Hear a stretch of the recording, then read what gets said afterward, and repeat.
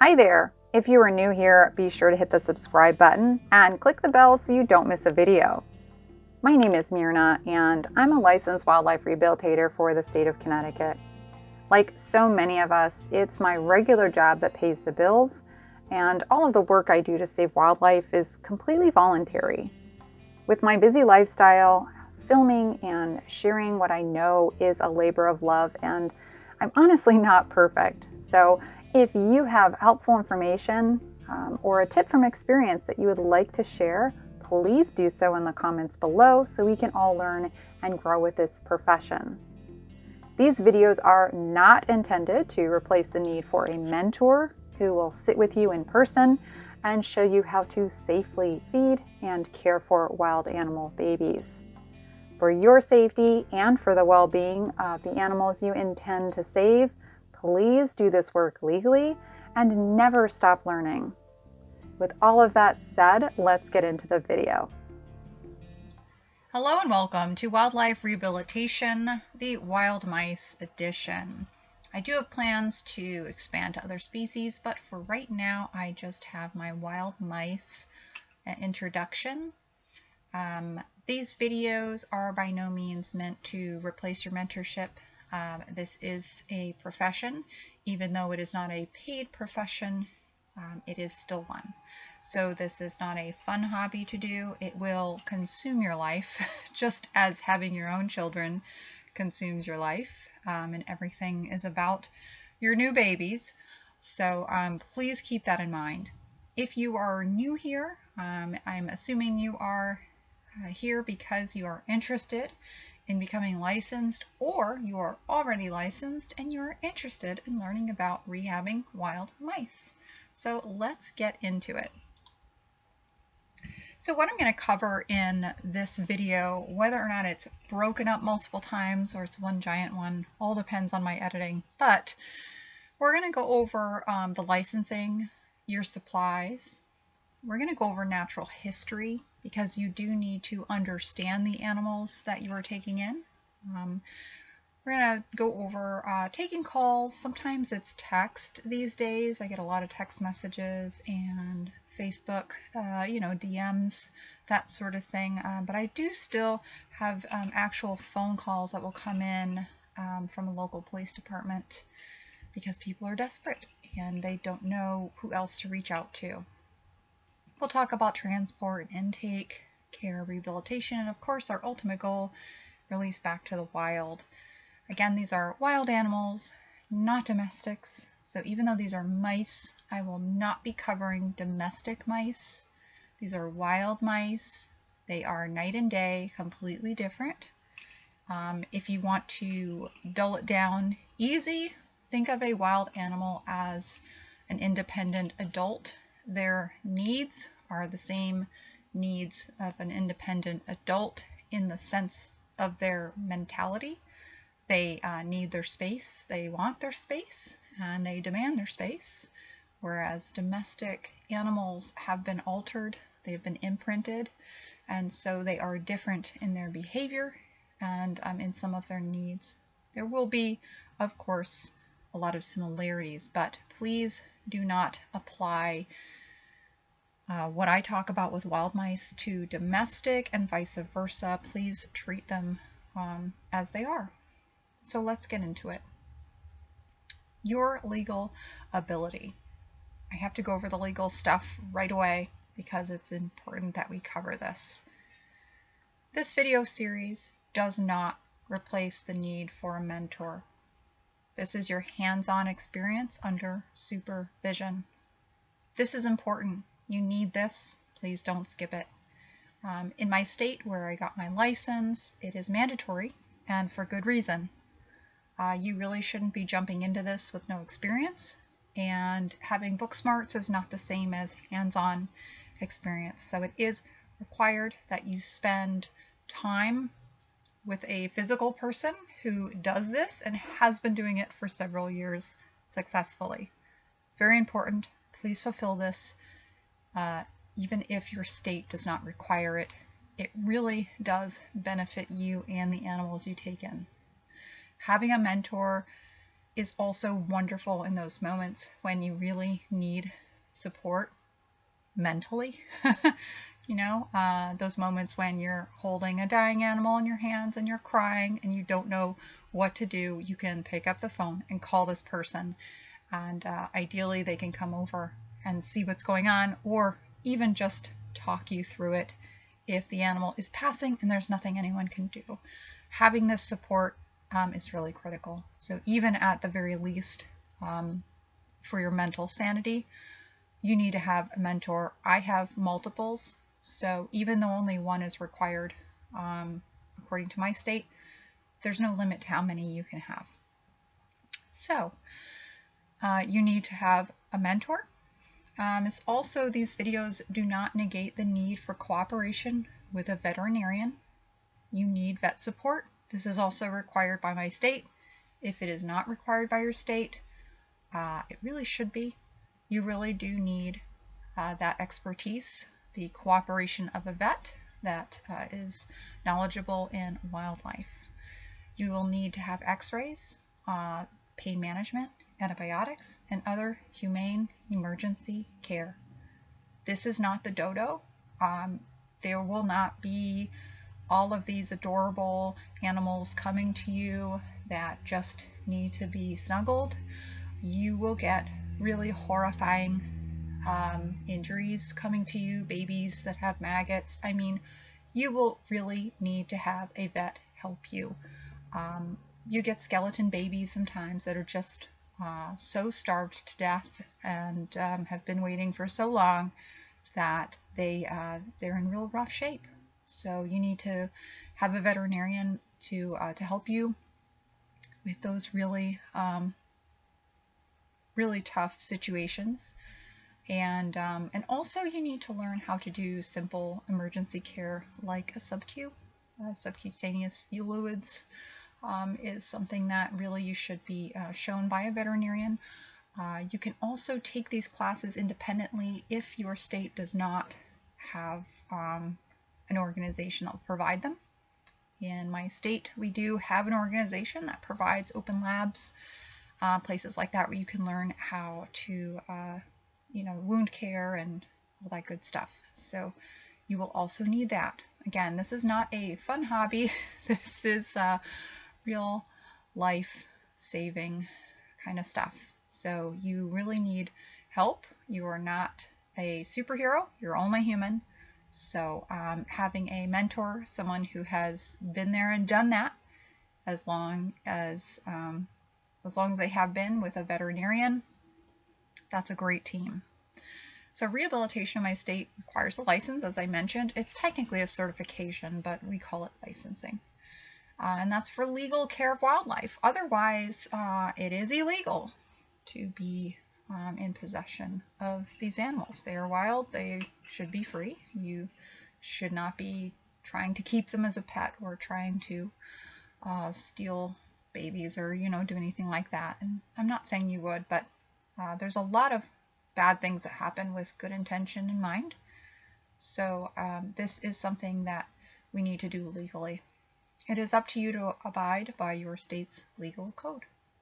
So this is, of course, for the United States. If you are watching this from the UK or another English-speaking country, I'm sorry I can't give you more guidance on that, but do check with your local government on what they have for requirements to do this sort of work. Okay, a little bit more about this. So let's get into a little bit of detail about the, the benefits and the shortcomings. I don't want you to think that once you get your license, you are the all-seeing, all-knowing being of the universe when it comes to wildlife, because you won't be. Getting a license is legal access to professional care. So you can legally work with a veterinarian with these wild animals. You can legally request police support if need be with, with a citizen that is refusing to surrender an animal, that sort of thing. So you do have some benefits to doing things legally, of course. The basics are covered on safety. So just like all other licensing, at least here with the state, It's all going to be safety related. They want to make sure you keep the public safe as well as yourself safe, and just a whole lot of safety stuff. So you will learn all the safety stuff, but you really, with your license, will probably not have all of the knowledge that you need in terms of the actual rehab part. It's going to be, your caging and your sanitation and that kind of stuff. So it sets a basic standard or platform for you to grow from. And, just like any other license, if you're a nail tech from rehabilitator, it really doesn't matter what the license covers. It's really a platform to continue your education on from there. Getting your license just means that you can legally do this. It doesn't mean that you suddenly know everything that you're doing. It does not guarantee you know everything. So it gets you started. This is caregiving, but it's also parenting, and it's not gender specific, but role specific for the species in your care. I say that because just because we often are talking about mothers, especially with mice, right? They're single moms. This doesn't mean that a man can't do this kind of work. You can certainly play that role, because to the babies, the gender doesn't matter. It really is a role. They just need that figure in their life as they develop. It's very important for their mental health that mammal babies feel loved and feel safe, and they get that, they get groomed, and they just get that general care that they really need from a loving parent figure. So don't be lazy and think that these videos are enough. That you don't need a license and you're going to pass up the help of a veterinarian. The animals in your care deserve to have the chance to go to an animal hospital if needed. If you deny them this, then deny hospital and doctor care for yourself. People who tend to tout natural selection are often, always, people who do not apply it to themselves. If you're going to wish that on someone, you first. Don't wish it on someone else. If you yourself are not doing it, practice what you preach. Natural selection is pretty cruel, and as a civilization, we don't abide by that. So reserve that for yourself if that's going to be your motto. We will help those who ask for help if we have the help to give, and that's really all the requirement is. And it just makes the world a better place. So please don't just think that because they are animals, they don't deserve that care. This is not the work for you, if that's how you feel. So let's talk about natural history. To understand the animals that come into you, you need to understand where they're coming from, their thought process on the world around them, and really kind of get into their head and get a better idea of what they're thinking. So to be the caregiver or parent of another species, you must understand the origin. This is the normal behavior. Okay, so you also have to apply that normal behavior with the life stage. If we think about a human and our own life stages, we act very differently depending on which stage of life we're in, right? We're notorious as juveniles, as teenagers, just being incredibly reckless.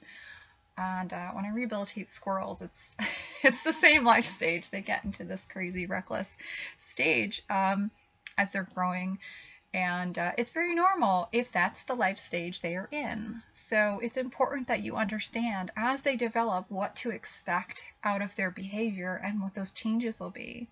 Of course, there'll be some variation. I like to say that in every litter I get a complete sweetheart and a baby boss. I always get that one baby that will try to push me around, no matter how big you are. She's not having it. She is upset. It's usually a female, so I'm saying she.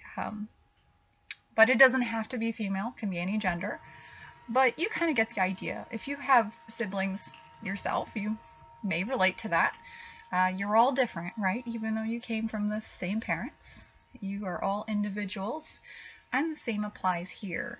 But there will be life stages that are very normal for everyone. So we want to make sure that we are aware of that and that we are taking care of their mental and physical needs with each life stage. Very important that we do that. So parenting, yes, it's subjective, but as a whole, there are agreeable basics. Mice are a caching species. So this means that they mentally feel very secure and safe with a huge pile of food stashed. It makes them just feel like everything's right in the world, and it will stress them out if they think they don't have enough food. I'm also pointing to you people who own hamsters and mice as domesticated pets. Please, please, please make sure they have a stockpile of food at all times. Nothing stresses them out more than feeling like they're running out. They love big pantries. So with that in mind, when we talk about with humane evictions, you know, people have them in their house, they don't want them there, but they don't want to kill them. Be careful with relocation. It can be devastating. It can be a slow death of starvation, depending on where you relocate and how you do that relocation. So I will show you a little bit later in the video when we get to release back to the wild on how to do that. They are also a burrowing species. So because of this, they have natural tendencies to burrow.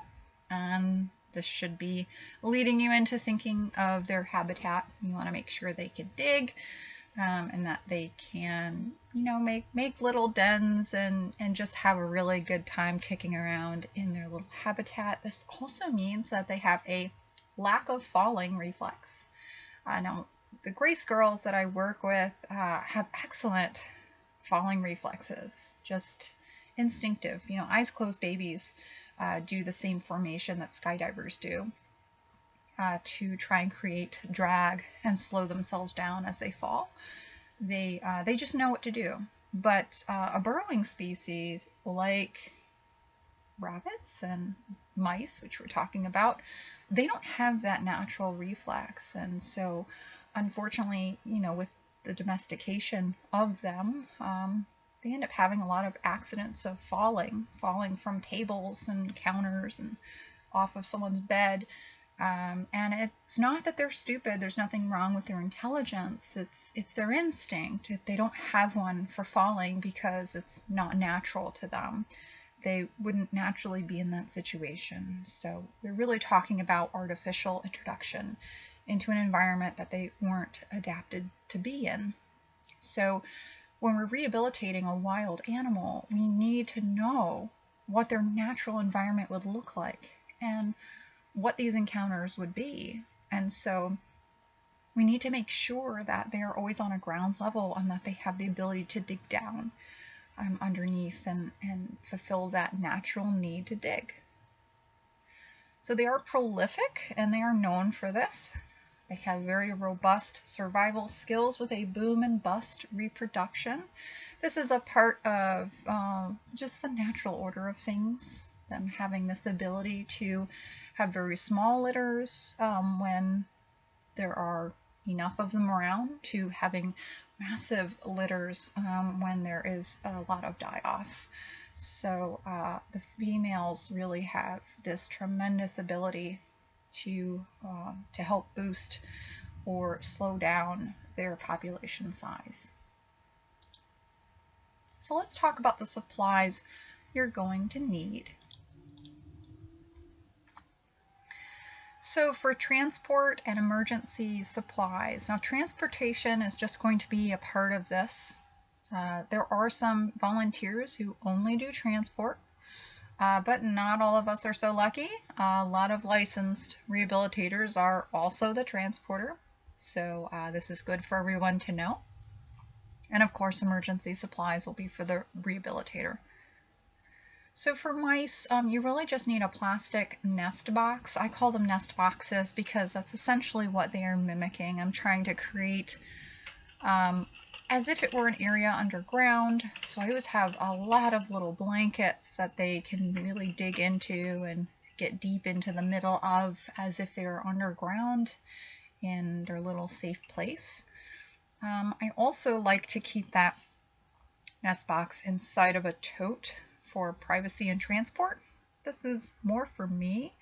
The tote has handles so I can carry them, especially if I have to bring them to my workplace, See, eyes closed babies eat around the clock. They don't sleep through the night, just like a human baby doesn't. So you have to bring them with you.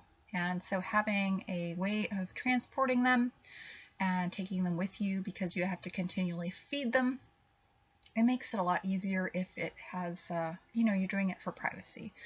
The general public doesn't need to know what's in your tote bag. It's best that they don't know. Not everyone likes mice. Some people are afraid of them. And it's in the best interest of the babies that they stay hidden. So having a tote that the nest box fits inside of is just a great way of transporting them. And that's really what it serves, because otherwise the nest box itself is really all that the babies need on their own. I'm saying here a USB garment heat pad because the heat pads you can get at CVS or Walgreens or places like that, they're really meant for humans, and we're so large by comparison. It's hard to really work this with mice because they're so small. So the garment heat pads are actually garment warmers. They're pocket warmers. They're smaller in size, and that's great because when you're heating up a nest box, you don't want to heat the whole thing. You just want to heat a portion of it, or have a little area where they can snuggle onto a heat source, so that if it gets too hot, they can wiggle away from it and get away from the heat and cool off. So it really is ideal. The old way, and the way that I was trained originally, was to use a regular heat pad and put it underneath the entire nest box. And I have had casualties with that. They have no way of getting away, and because natural history, they naturally want to dig.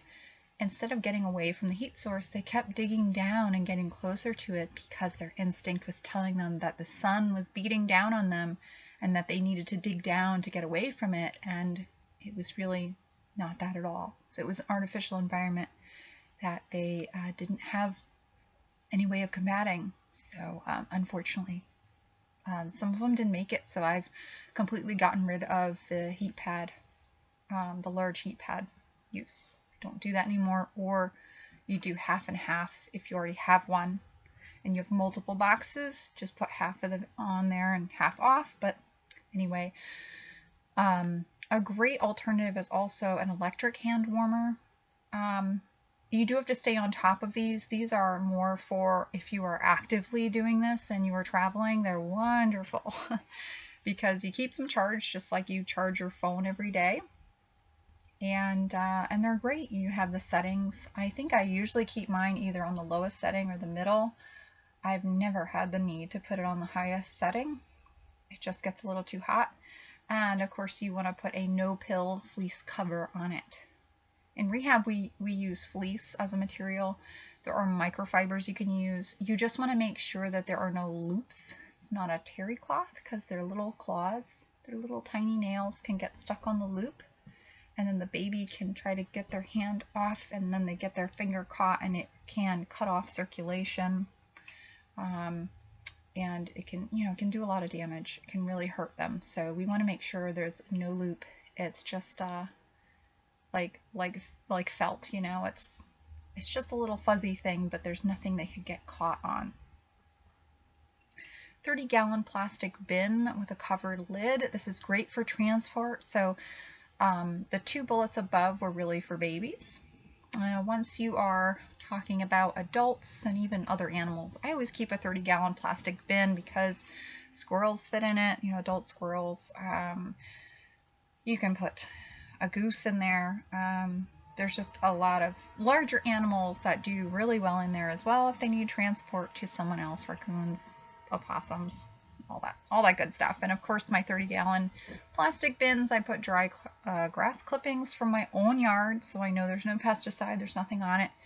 When I mow the grass, I just spread out the clippings onto my driveway so they dry out, and I rake them up into a bag and keep them in my attic so I can use them as I need it. So the dry grass, all the animals enjoy.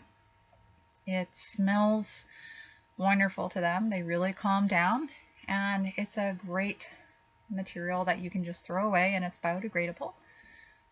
So it's not something you have to wash later. So if you are only doing transport, the grass clippings are wonderful for that reason alone. It's so much easier to clean up. You just dump it out and put some fresh grass in for the next one. You can also have pet safe bedding, you know, the paper material, recycled paper material. Wild animals tend to not like it so much. It's very strange to them under their feet, so I do prefer grass clippings. But for wild cottontails, I do have a use for that stuff. I integrate it with the grass, so I can talk about that in that video. But for mice, stick to the grass. They really do like it, although pet safe bedding is totally fine too if you don't have grass clippings or you don't live in an area where you have access to it. So here's some examples. On the left side, we have here for an infant. You can see there's a little guy in there right there. And I have a fuzzy glove. This is a fleece glove that I always have fleece gloves around for feeding and touching. It's really all I use. I do have heavy gauntlets for handling adult squirrels, but I honestly don't use it because everyone is afraid of the gauntlet, but no one's afraid of the fleece glove, but they also don't recognize it as a hand, so they don't try to bite it. It's weird, their interaction with it. To a lot of these animals, having a fleeced glove, they almost treat it like it's another animal, and the baby bunnies will actually try to groom it. So it's really a great tool, probably my best tool for the job, and it keeps me safe in case they get scared and try to scratch or bite me. With mice, though, it's just your risk is so low. They're really easy little guys to deal with. So this is, of course, a view inside of the tote bag. I have a thermal tote. And yeah, simple setup. These are actually plastic aquariums. They also sell them at pet stores for a little bit more money for hamsters, but I get these at Walmart as aquariums for betta fish, poor betta fish. But I use them for babies. Anything from bunnies to squirrels to mice, everybody fits in here just wonderful. And they come in a nice array of sizes, so especially great with cottontails, because sometimes they get big litters and you're not going to fit 7 bunnies in the smaller one. You're going to need the medium size. So just a thought. They come in sizes and they're great. Excellent little nest box. On the right, you can see the 30-gallon container that I have. It has a modified top. You can see there. This is just a hardware cloth that I got. You can get at Home Depot, Lowe's, wherever you get your stuff from for lumber and all that good stuff. As a rehabilitator, you're gonna be there. I have to build my own squirrel boxes as they grow up, so it's pretty much in the same area where I get the lumber. You can get this mesh. This is the smallest size you can buy. The one that I use for mice, it's teeny tiny, so they can't get their faces through this. They can't get out, but it gives a great airflow. So really, I wait for these containers to go on sale. Notice that there's no sharp corner sticking out. It's all rounded and all concave, so they can't get their little mouth parts on it to chew out. I've never had an escapee. They really can't get their teeth on this surface, and they can't climb out of it. It's too slippery. So it's perfect for mice. It's also great for rehab because it's a really simple flushing with hot soapy water and bleach. Rinse it out and dry it, and it's ready for the next one. Okay, so let's talk about your nursery for intake. Now that was all transport, but of course we now have to talk about after the animal's been transported and has come to you. You need to have a place to put them, right? So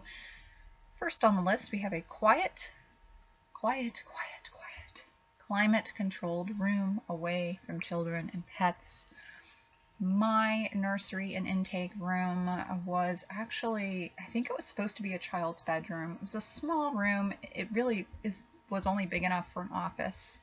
You couldn't put a double bed in there, but it had a door that I could close to keep everyone else away, and close the door and have my animals in there.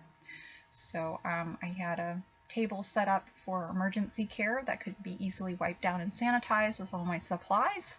And then I had an area where I had my nursery, where I had all my nest boxes, all the babies lined up, and that's where they stayed, with plenty of outlets to keep everything running. So aside from the room, to keep everyone safe and calm, 1cc O-ring syringe. If you can't find these, they're so hard to find lately. But the O-ring is wonderful because it doesn't slip on you. A 1cc is all you need for mice. Squirrels, you'll need the 3 and the 5. With rabbits, you'll need those as well, maybe a 10, depending on the baby. But with mice, a 1cc will do ya. That'll feed everyone. They're so small. And you'll need a modified rubber catheter tip and a Miracle Mini. You can get the Miracle Mini online. The Miracle Mini, I find I only need towards the end as the babies are weaning. So it's not critical that you get this. It is helpful if you already have them. Like if you already do squirrels, you already have the Miracle Mini. But for mice, you could get away with not having it. You'll just notice that as the baby's eyes open and they get a little bigger, when they're not quite dish feeding yet, they get to where they're just a little too big for this catheter tip. And so that's usually when I switch them to the mini, and they're only on it for a couple of days before they start dish feeding. So really kind of just one of those things that if you can't find it, or you know, not sure if you need it, not critical, but the catheter tip, absolutely you're going to need that. It's just a rubber catheter that I cut the tip off and fit the other part of it to the 1cc.